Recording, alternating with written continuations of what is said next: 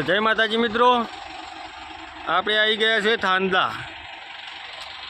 Location કેટલું મસ્ત જો.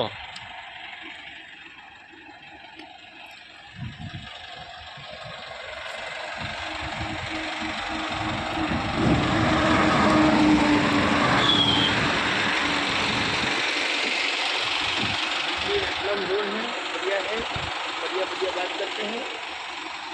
दिल्ली से रतलाम, रतलाम से हम चले थे, थांदला उतर गए, फिर जाएंगे बॉर्डर पे एमपी,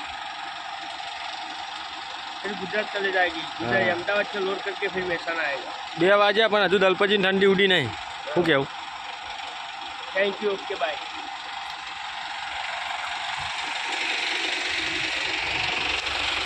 જોઈ શકો છો દિલ્હી 733, જાવડા 90, રતલામ 73. કેટલું મસ્ત લોકેશન.